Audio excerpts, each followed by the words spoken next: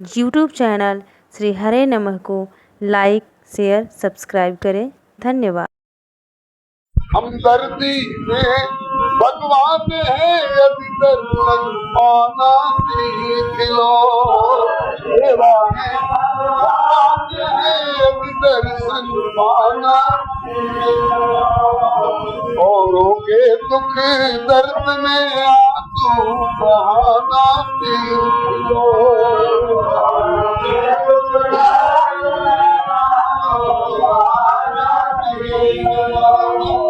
कर्म तेरा हो भलाई, मुख में हरि का नाम हो।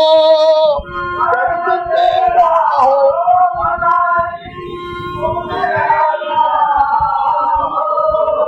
बस इसी जीवन में तुम जीवन बनाना सीख लो। बस इसी जीवन में तुम जीवन औरों के दुख दर्द में हमदर्दी दिखाना सीख लो। औरों के दुख दर्द में हमदर्दी। हमने तो इतना ही उनसे नोट किया था। पूज्य चरण श्री वैष्णव दास जी ने 2 कड़ी इसमें और जोड़ दी। लाभ चाहो तो कर भला, चाहो दया तो याद कर। लाभ चाहो दया तो याद कर। लाभ चाहो तो कर भला, चाहो दया तो याद कर।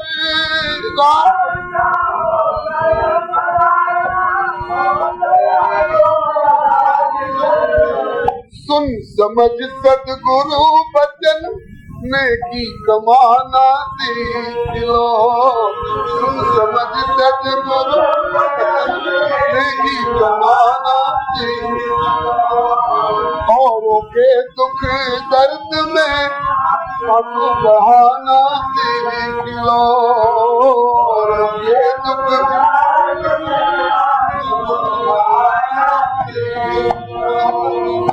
अंतिम कड़ी में कहते हैं,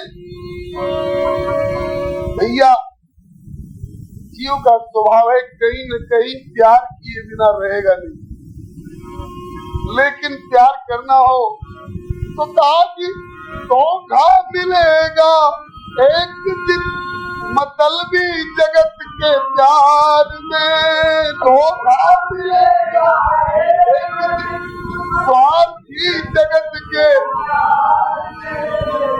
स्वार्थी मतलबी कृतज्ञ नमक हराम जगत से प्यार करने में धोखा मिलेगा। तो फिर प्यार किए बिना न रहा जाए तो बोले प्यार कर सत्संग से गोविंद गाना सीख लो। प्यार कर सत्संग से गोविंद गाना सीख लो। प्यार कर सत्संग से गोविंद गाना सीख लो। प्यार कर सत्संग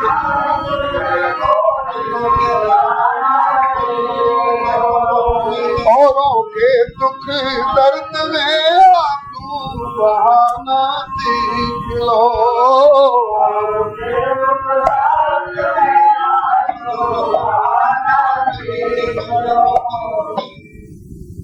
औरों के आंसू पोंछने के लिए सिया जी चली हैं और श्री राम जी चले हैं, श्री लक्ष्मण जी चले हैं। सुना जाता है कि लखनऊ के नवाब साहब पर किसी ने आक्रमण किया। बच सकते थे लेकिन पकड़े गए, भाग नहीं सके। क्यों? ताकि मेरे मखमली जरी जूतियां रखी तो हैं पलंग के बिल्कुल निकट सामने, लेकिन मेरे पैर में जूती पहराने वाला मेरा नौकर अभी कहीं बाहर है। तो मैं अपने आप अपने जूती में पांव कैसे रखूं? एक छोटे से क्षेत्र का नवाब बनकर ये नखड़ा और अनंत अनंत ब्रह्मांडों का स्वामी और साकेत गोलोक वैकुंठ और शेष शैया छोड़कर अयोध्या में आया। अब अयोध्या छोड़ करके भी वन की ओर प्रस्थित हो रहा है, नंगे पांव जा रहा है, अपनी प्राण वल्लभा को भी नंगे पांव ले चल रहा है और दंडक वन से कांटे भी अपने पांव में चुभो रहा है। आगे वर्णन है श्रीमद् भागवत में, स्मरताम हृदविन्यस्य विद्धम दंडक कंटकैः स्वपाद पल्लवम रामो आत्मज्योतिरगात् ततः। अपने स्मरण करने वाले भक्तजनों के हृदय कमल में अपने उन चरणारविंदों को प्रतिष्ठित करके अपने धाम जा रहे हैं। किन चरणों को? एकदम दंडक कंटकई, दंडक वन के कांटे जिसमें बिधे हुए हैं। ये कब की बात है? जब धाम जा रहे हैं तब की बात है।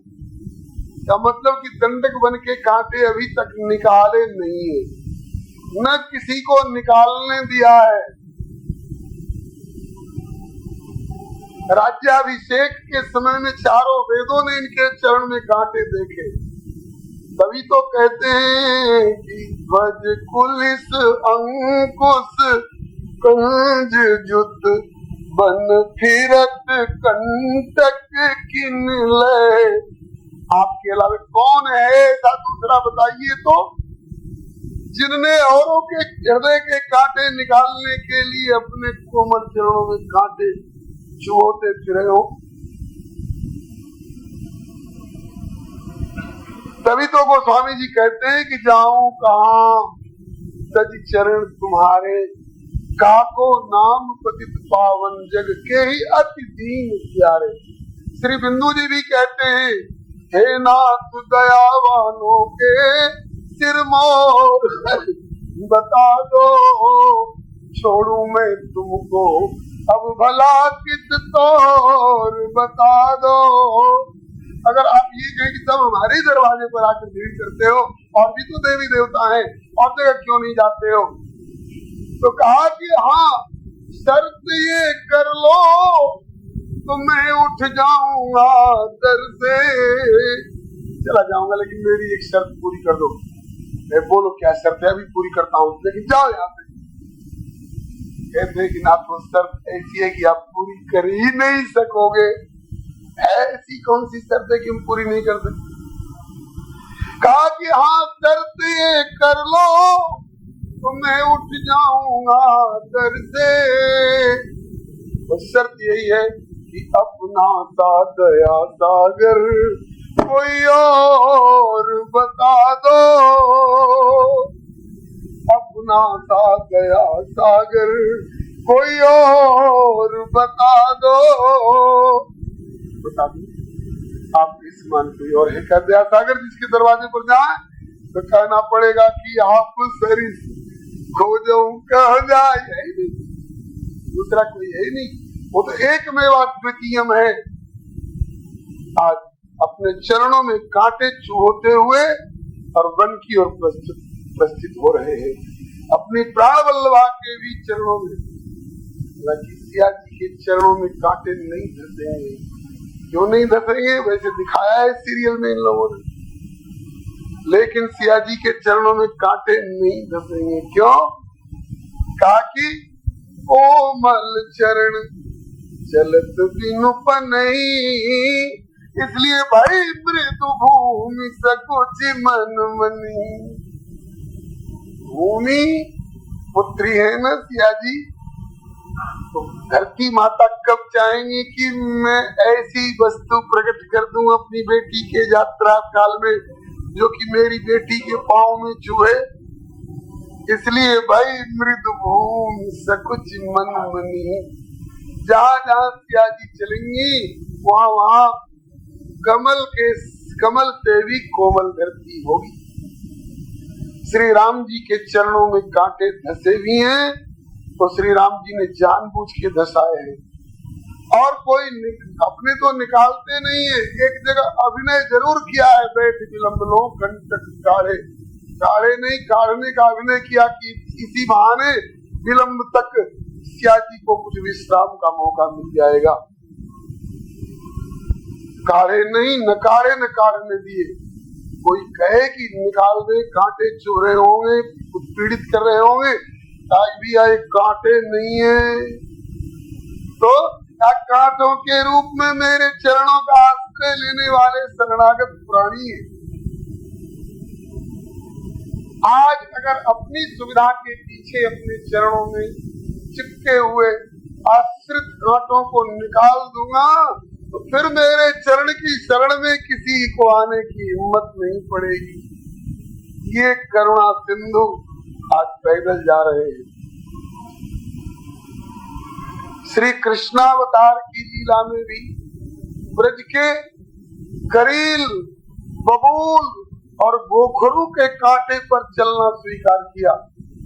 गोपाष्टमी के दिन मैया ने गर्ग जी से चाहे जिस किसी कुल पुरोहित से टीका स्वस्तिवाचन करा करके मुहूर्त पहली की कन्हैया जाने लग गए तो मैया ने कहा लाला पनैया पहर जा।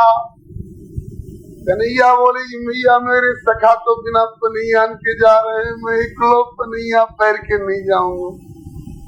बेटा मैं तेरे सखाओं को भी पहरा दूंगी, आज तेरे गोचारण के मंगलाचरण की खुशी में। कहा कि मैया सखाओं को तो पहरा देगी, मेरी गैया तो बिना पनैया के जा रही है। अगर गैयों को भी पहरा दे तब पनैया, तब मैं पनैया पहर के जाऊंगा। लाला तेरे गैयान को पनैया पहरानो मेरे वश की बात ना है। तो कहा कि भैया तो फिर मुझे भी मेरे चरणों में पनैया पहरना मेरे वश की बात नहीं है। ये जीवन के प्रति उठी हृदय में सहानुभूति। अब आगे चलिए, रथ पर बिठा करके श्री सुमंत जी ले चले आपके मानस वाले कल्प के अनुसार, और संभवतः श्रृंगवेरपुर तक रथ पर ही बिठा करके ले गए। प्रथम बात तमसावयौ, दूसर सुरसर तीन। तो एक रात्रि जहां विश्राम किए वहां तक सारी प्रजा गई है, और इसके बाद लाख राम जी समझा रहे हैं लेकिन लौटने को कोई तैयार नहीं हो रहे हैं। तब श्री सुमंत जी से कहा रात में कि अब सब हारे थके सो गए हैं, जग जाएंगे तो फिर भी मेरा पीछा नहीं छोड़ेंगे, इसलिए हे पितृतुल्य श्री सुमंत्र जी, खोज मार रथ हाँको दाता, इनको सोई हुई हालत में छोड़ करके चलो।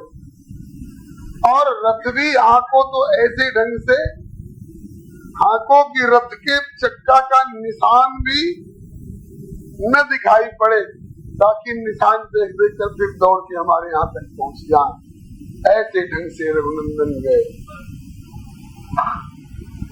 और जब सवेरे उठे लोग तो राम राम कही चौदिसदा भाई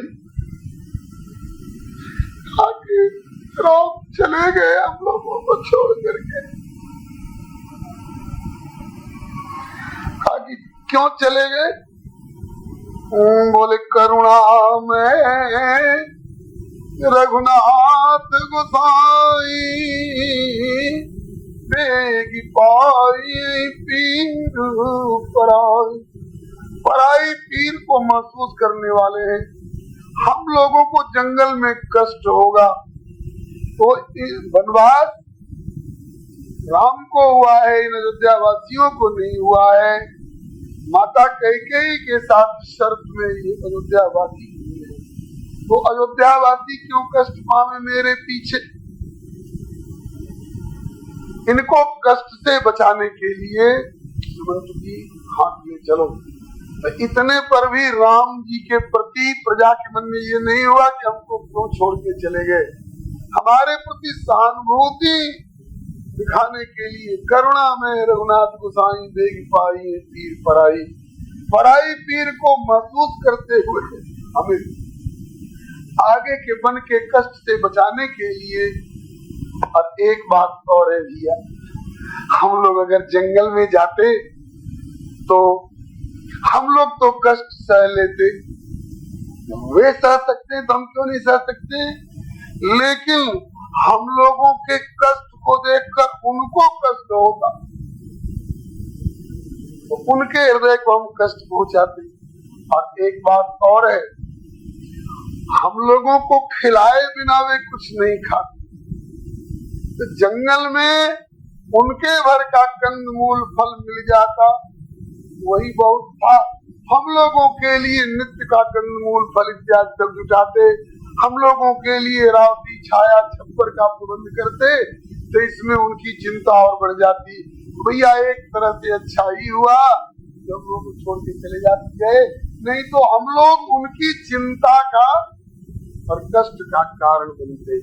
ये अपने मन को समझा करके अवधवासी वहां से लौट आए। सुमंत्र जी साथ चलते चलते रथ हाँकते हाँकते जब श्रृंगवेरपुर में पहुंचे तो श्रृंगवेरपुर में निषाद राज राम जी के सखा। अब इनका सख्यत्व स्थापित होगा ऐसी बात नहीं है। निषाद राज पहले के सखा है। कब के सखा है? बचपन के सखा है। ऐसा संतों से सुना है, विश्वसनीय संतों से सुना है। राम जी को बचपन में धनुष बाण की जब शिक्षा दी जाने लग गई चारों भाइयों को, तो कोई दक्ष धनुष बाण का ज्ञाता इनको सिखावे। और जब ये जंगल में जाए आखेट को तो इनके साथ जाए अंगरक्षक के रूप में। इसके लिए श्री दशरथ जी के बड़े ही प्यारे दुलारे निषाद राज ही बचपन में बुलाए गए थे और इन्होंने तीर धनुष इनको सिखाया था। और जब राम जी आखेट को वन में जाते तो निषाद राज बराबर साथ रहते, निषाद राज बराबर साथ रहते। और राम जी शिकार भी किसका करते थे, यह भी बड़ी विचार की बात है। बहुत लोग कहते हैं कि भगवान इतने दयालु होकर के फिर शिकार क्यों खेलते हैं। तो शिकार किसका करते हैं? तीतर, बटेर और खरगोश का। स्वयं श्रीमुख से आगे कहेंगे, जब खर, दूषण, त्रिशिरा और 14,000 राक्षस, क्या नाम था उसका, शूर्पणखा के उस गाने पर जब आए हैं और कहते हैं कि आए तो थे हम बहन का बदला लेने के लिए, लेकिन तुमको देख करके हमें दया आ रही है, चले जाओ, लौट जाओ, हम छोड़ देते हैं, दया कर देते हैं, नहीं तुम्हें मारेंगे, नहीं बहन का बदला लेंगे, लेकिन देव संग निज नार बुराई, अपनी औरत को हमारे हवाले कर दो। तब श्री राम जी ने कहा है कि हम मृगया करते हैं, हम आखेट करते हैं, हम शिकार करते हैं, लेकिन तीतर, बटेर और निर्दोष गरीब खरगोशों का शिकार नहीं करते हैं। हम क्षत्रिय मृगया बन कर ही और तुमसे खल मृग खोजत फिरही। तुम्हारे जैसे दुष्ट अत्याचारी और दुनिया को सताने वाले पशुओं का शिकार करते थे। दुनिया भर को तुम सब सता रहे हो, रावण के अनुचर हो करके न लोगों को खाने देते हो न सोने देते हो, हड्डियों का पहाड़ खड़ा कर दिया है ऋषि मुनियों का, तो तुमसे खल मृग खोजत फिरे। वर्णन आया है, एक दिवस एक सिंह ने बधी विप्र की गाय और डोलत फिरत नगर में सभी रहे घबराए। एक सिंह ने एक ब्राह्मण की गाय का वध कर दिया। ब्राह्मण ने आकर के पुकार करी, महाराज आपके राज्य काल में यह एक बहुत बड़ा संकट है। तो दो मांग की है, एक तो मेरी गाय वापस मिलनी चाहिए, राम जी की भगवत्ता जांचने के लिए। और दूसरे उस सिंह को मार करके और आगे का भी प्रजा का संकट दूर होना चाहिए। श्री रामभद्र उस सिंह के ऊपर गए हैं और वो सोया हुआ था, आवाज देकर के जगाए, सोए हुए को मारना उचित नहीं है। इसके बाद उस सिंह दहाड़ता हुआ इनके ऊपर चलने लगा, तब इन्होंने उसको बाण मारा। बाण मारते ही उस सिंह का शरीर वही रह गया और उसमें से उसकी आत्मा निकली, देव रूप होकर के और दिव्यलोक को गई। पूछा कि आप कौन है? तो कहा कि मैं एक गंधर्व था, अपनी गान विद्या का मुझे बड़ा गुमान था, अपने सौंदर्य का गुमान था। एक दिन देवराज इंद्र की सभा में गायन हो रहा था, उसी बीच में नारद जी पहुंचे, सबका गायन रोक दिया गया। नारद जी भगवत गुणगान करेंगे तो मैंने नारद जी के स्वर और नारद जी के गायन का उपहास किया। अट्टहास करके नारद जी ने शाप दिया था, शेर की तरह दहाड़ रहा है भगवत गुणगान में या तो सिंह होगा। मैंने क्षमा याचना की, तब उन्होंने ही कहा था कि भूल कबूल कर लिए, अपराध क्षमापन चाहते हो तो सिंह तो बनना ही पड़ेगा, लेकिन तेरा उद्धार तब हो जाएगा जब राम जी आकर अपने बाण से तुम्हें मारेंगे। तो जे मृग राम बाण के मारे, ते तन तज सुरलोक सिधारे। बोलिए भक्तवत्सल भगवान की जय। तो बचपन में निषाद राज राम जी को धनुर्बाण की प्रशिक्षा देने के लिए आए थे और उसी समय से इनके साथ में सख्यत्व इनका दृढ़ हो चुका था। एक दिन एक शर्त लगी कि जिसका जो शिकार होगा वही उसको मारेगा, दूसरा उस पर चोट नहीं करेगा। एक दिन एक भयंकर खूंखार शेर के ऊपर राम जी ने आक्रमण किया। तब तक उस शेर ने दहाड़ते हुए लगा कि इनको दबोच लेगा, इनको तो दबोचने वाला कोई है नहीं। भृकुट विलास सृष्टि लय होई, सपने उस संकट परे की सोई। अब पहले से शर्त थी कि जो दूसरे के शिकार पर हाथ लगाएगा वो दंड का भागी होगा। तो निषाद राज जो की साथ में थे, निषाद राज ने देखा कि शेर ने आक्रमण किया, कहीं मेरे रामभद्र पर चोट न कर दे, इसलिए निषाद राज ने उस शेर को समाप्त कर दिया। श्री रामभद्र ने कहा कि मित्र, अब तो तुम दंड के भागी हो गए, क्योंकि मेरे शिकार पर तुमने हाथ लगा दी, ताकि मैं अब तो तुमको दंड मिलेगा। तो बोले दंड क्या मिलेगा और दंड कौन देगा? पिताजी के पास आए, श्री दशरथ जी के सामने सारी बातें कही गई।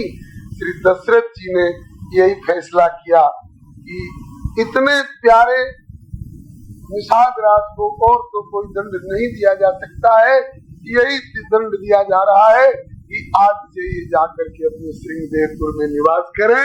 अब राम जी के साथ से इनको अलग किया जा रहा है, यही दंड मिला था। तभी से निषाद राज और अभी तक प्रभु के दर्शन से वंचित थे। आज जो सुना निषाद राज ने कि प्रभु आए, श्री रघुनाथ जी आए, तो दौड़ करके चरणों में लिपट गए और बोले कि सरकार ये वेश कैसे और इधर कैसे? तो कहा कि पिताजी ने आज्ञा करी है कि तुम्हें अयोध्या से बाहर जाना है, इसलिए आया हूँ। आगे अयोध्या से बाहर रहने की आज्ञा हुई है ना। देव धरणी धन धाम तुम्हारा, मैं जननी सहित परिवारा, कृपा करिए पुर धारिय पाओ, थापिय जन सब लोग सियाओ। निषाद राज ने अपना सर्वस्व श्री राम जी के चरणों में न्यौछावर किया। कहा कि भैया आपने जो कहा सब ठीक है, आपकी सहानुभूति को मैंने स्वीकार कर लिया, आपके हृदय के भाव और प्रेम को मैंने स्वीकार कर लिया, लेकिन मोह दीन पितु आयस पाना, पिताजी ने आज्ञा दी है। तापस वेश विशेष उदासी 14 वर्ष राम वनवासी। तो ग्राम बात नहीं उचित सुन गुहाई भयो दुखान, बड़ा भारी दुख हुआ। अब क्या किया जाए? बोले किसी पेड़ पर ही इंतजाम कर दिया जाए।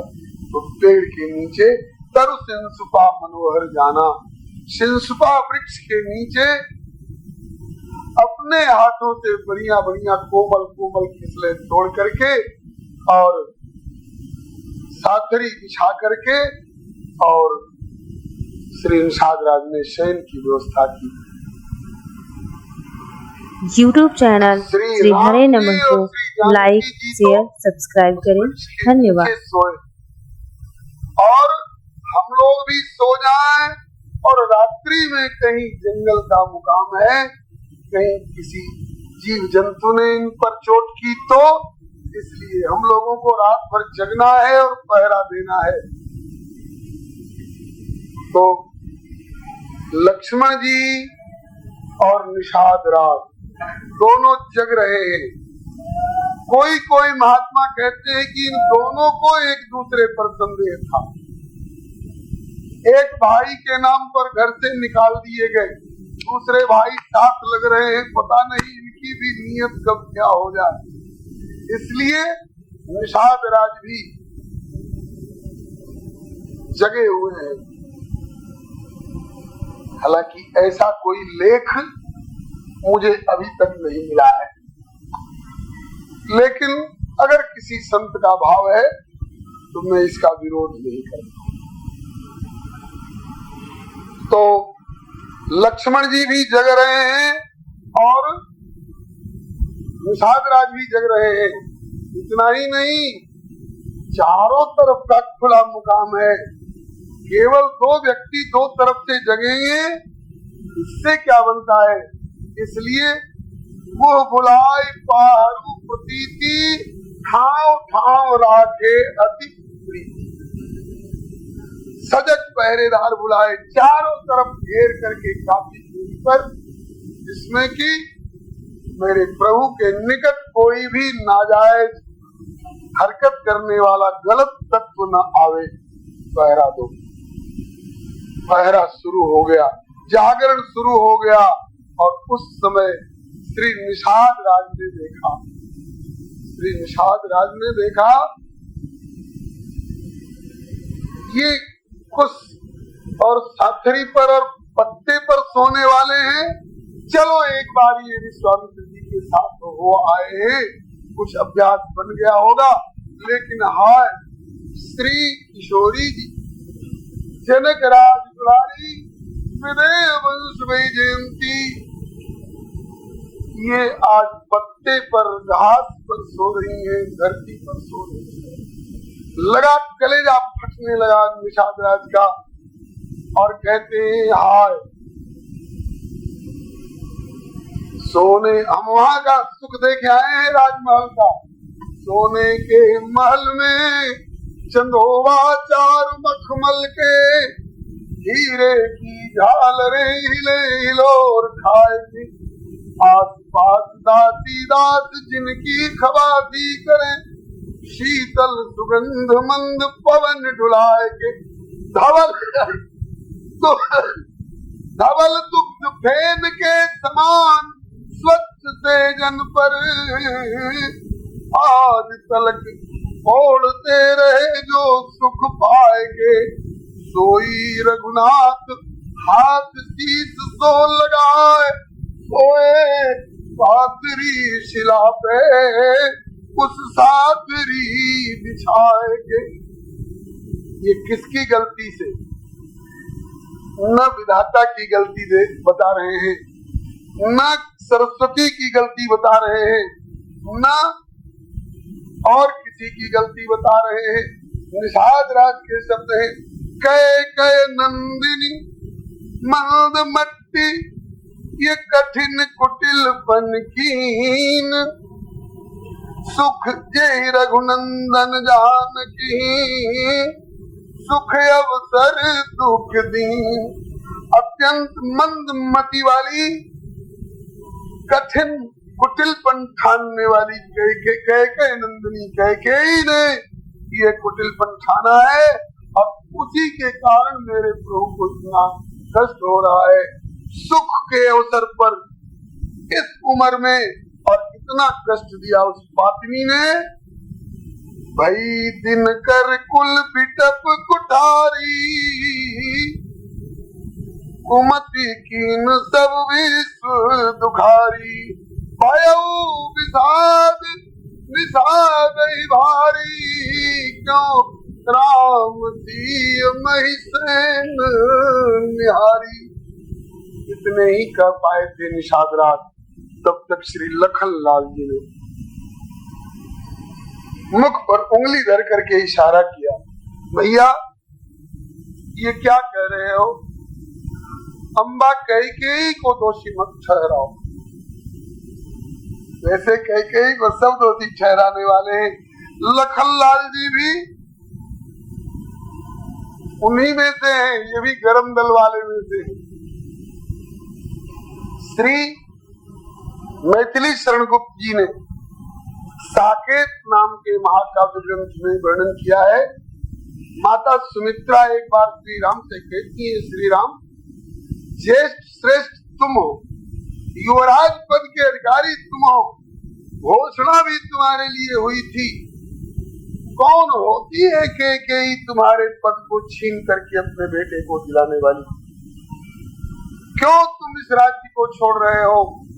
क्या तुम कमजोरी महसूस कर रहे हो? मेरे दोनों बेटे तुम्हारे ओर होंगे, सारा मंत्रिमंडल तुम्हारी ओर है, सारी प्रजा तुम्हारी ओर है। श्री राम जी ने कहा कि नहीं माँ, कमजोरी महसूस करके मैं जा रहा हूँ, ऐसी बात नहीं है। अबल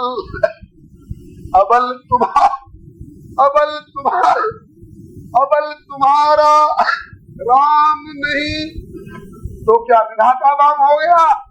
ताकि विधि भी उस पर बाम नहीं। फिर ये क्या क्यों?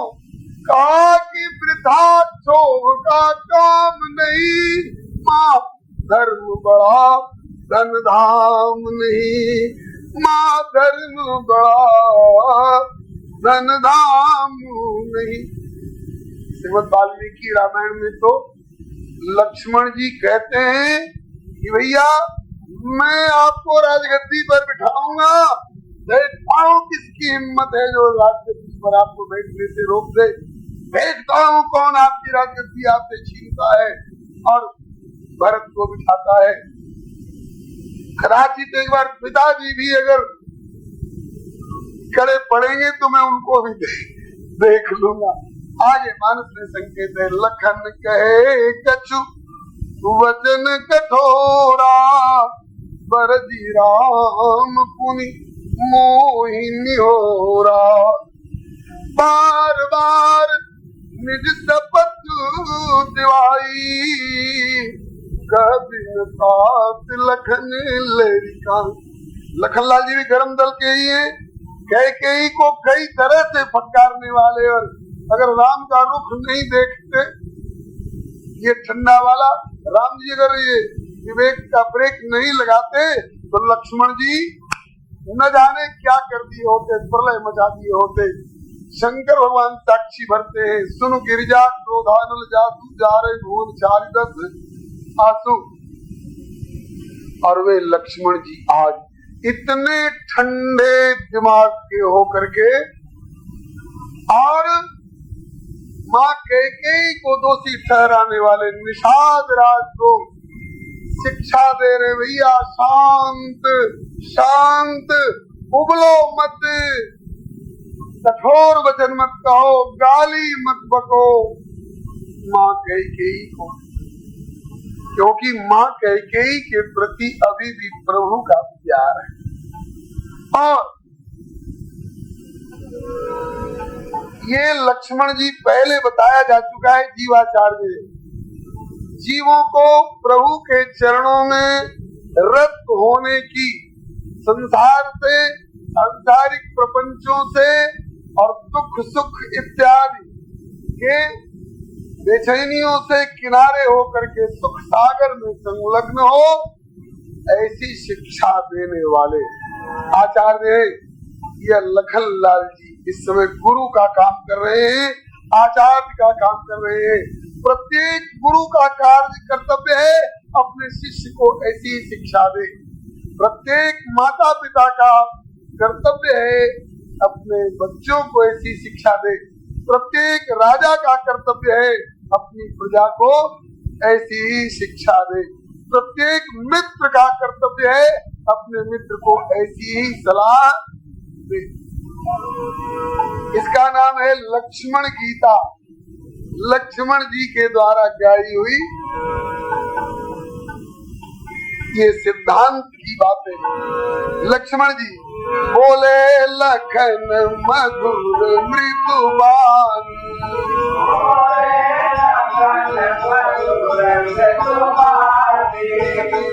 लखन लाल जी बोले, कैसी बोले? मधुर बोले, मृदुबाणी बोले। और उस मधुर और मृदुबाणी में है क्या? ज्ञान विराग भगति रस सानी, ज्ञान विराग भगति रस सानी। बोले लखन मधुर मृदुबानी, बोले लखन ज्ञान विराग भगति रस सानी।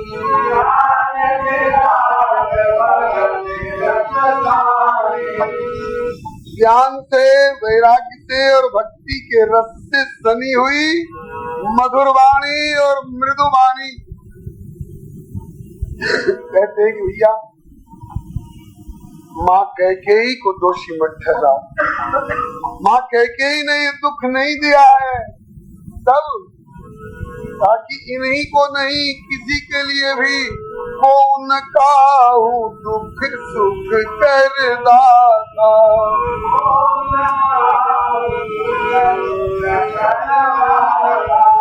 कौन को दुख सुख कर दाता, कौन को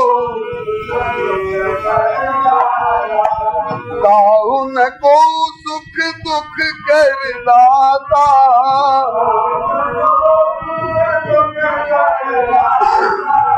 निज कृत कर्म दोष सब भ्राता,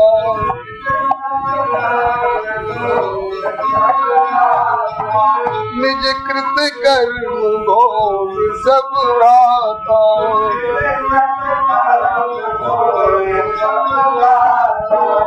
भैया कोई किसी को न दुख देने वाला है न कोई किसी को सुख देने वाला है। जो दुख पा रहा है, जो सुख पा रहा है, उसने पूर्व जन्म में ऐसा कर्म किया होगा। अगर बढ़िया कर्म किया होगा तो उसका बढ़िया कर्म सुख बन करके प्रारब्धानुसार आ जाता है। कोई गलत कर्म किया होगा तो उसका गलत कर्म दुख के रूप में प्रारब्धानुसार आकर के उपस्थित हो जाता है। का उनको सुख दुख करदाता, निज कृत कर्म भोग सब भ्राता। सब अपना अपना कर्म का फल भोगते हैं। इसका क्या मतलब? श्री राम जी अपना पूर्व जन्म का किया हुआ कोई कर्म का फल भोग रहे हैं, ताकि राम जी का न तो अपना कर्म है और न कर्म बंधन है। तो फिर ये औरों को शिक्षा देने के लिए अपनी तरफ से ऐसा एक नाटक का प्लॉट निर्धारित करके आए। निज इच्छा अवतरई प्रभु सुरमई को द्विजलाल, अपनी इच्छा से अवतरित हुए। एक छोटा सा उदाहरण लिया जाए। क्यों जी? स्वामी रामकृष्ण देव परमहंस जी को भगवान का अवतार कहा जाता है ना? हाँ जी, अवतार कहा जाता है। तो लोग कहते हैं कि जब अवतार थे तो उनको कैंसर क्यों हो गया? तो इसका उत्तर यह है, पहले बात आ चुकी है करुणामय रघुनाथ गुसाई, बेग पाई यही पीर पराई। ये पराई पीर को अपने ऊपर लेकर के और उनका दुख हल्का करते हैं और अपने भुगतते हैं। कोई रोता हुआ आया, बाबा बड़े कष्ट में हूँ, कहा कि भैया तो संसार, कहा कि बाबा नहीं सहा जाता है, कृपा कर दो, मेरा दुख दूर हो जाए। तो दुख दूर करने में संचित तो नष्ट हो सकता है, क्रियमान वासना से उपासना के साँचे में डाला जा सकता है, लेकिन जो प्रारब्ध में आ चुका है यह तो भुगतान करना ही पड़ेगा, चाहे वह करे अथवा अब का उसका भोग टाल दिया जाए तो इतने ही के लिए फिर दोबारा उसको जन्म लेना पड़े, अथवा अगर ये चाहते हो कि अटल जाए और दोबारा इसको जन्म भी न लेना पड़े, तो जो उसके दुख को टालेगा उसके बदले में उतना दिन वही भोग करके निपटारा करे। तो किसी ने आकर के अपना दुखड़ा रोया, बाबा बहुत कष्ट में हूँ, नहीं सहा जाता है, कृपा कर दो। बहुत गिड़गिड़ाया, करुणा उठ गई, अच्छा जाओ तुम ठीक हो जाओगे। तो वह तो ठीक हो गया, लेकिन उसका वह थोड़ा वहां से उठ के जाएगा कहाँ, फिर जन्म लेगा तो फिर उसी के गर्दन पर चढ़ बैठेगा। लेकिन संत ने सोचा कि जब ये शरण में आ गया और मैंने दया भी कर दी और फिर उसको भुगतना ही पड़ा, तो मैंने दया क्या की, अब भोगा तो चाहे अगले जन्म में भोगा, तो जब दया ही करनी है तो पूरी करो, जिमाना ही है तो झिपके जिमाओ। इसलिए उस संत ने उसके फोड़ा को उठा लिया और अपनी गर्दन पर धर लिया। इसी तरह से भैया श्री राम जी अपना कर्म फल नहीं भोग रहे हैं, ये जीव मात्र के कर्म फल को भुगतान करने के लिए ये दिखा रहे हैं और आगे के लिए और लोगों को लक्ष्मण जी से शिक्षा दिलवा रहे हैं। इसलिए राम जी की इस भुगतान वाली क्रिया को देख करके कोई ये न समझ ले कि राम जी भी कर्म बंधन में है और विधाता के लिखे हुए लेख के आधार पर ये अपना कर्म फल भोग रहे हैं, लेकिन औरों को ऐसा ही समझना होगा। कौन को सुख दुख कर दाता, कौन को सुख दुख कर निज कृत कर्म भोग सब उड़ाता।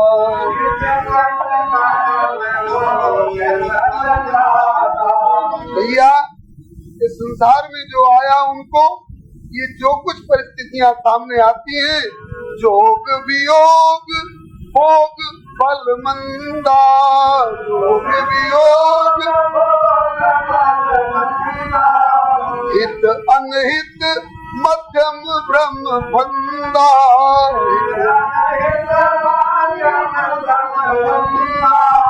जन्म मरण जह लगी जग जालू,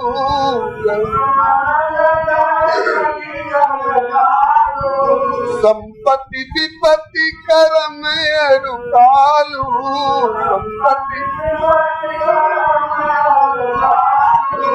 धरणी धाम धन पुर परिवारू, धरणी धाम परिवार स्वर्ग नरक जहाँ लगी व्यवहारू।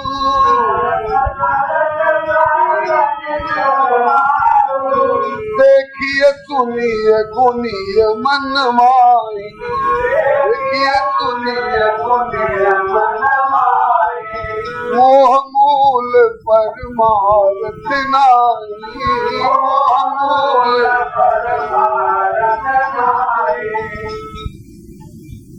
लखनलाल जी कहते हैं कि योग वियोग भले अथवा मंदे भोग,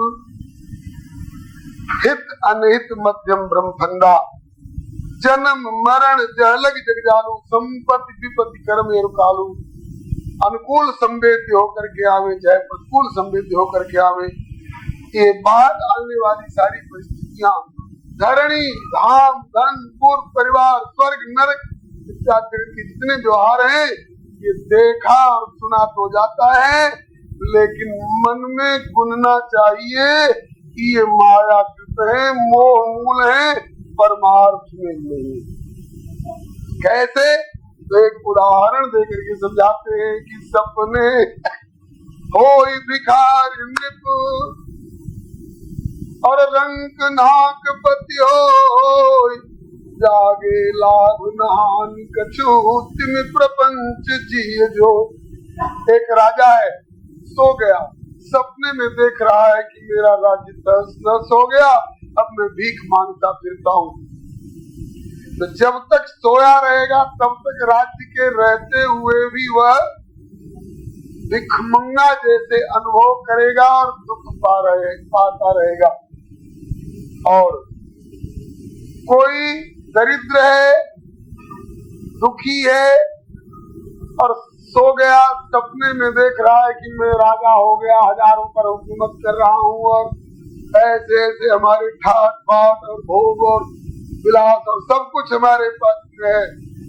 लेकिन वह जब तक सोया रहेगा और सोए में भी जब तक सपना का रील चलता रहेगा तभी तक वह राजा पने का सुख प्राप्त कर सकता है।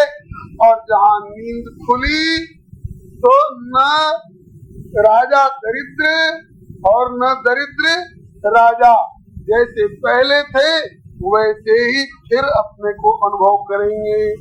इसी तरह से इस शरीर में आकर के जगत के प्रपंच ये मोह मूल होने के कारण इस सबके मूल में मोह ही काम करता है।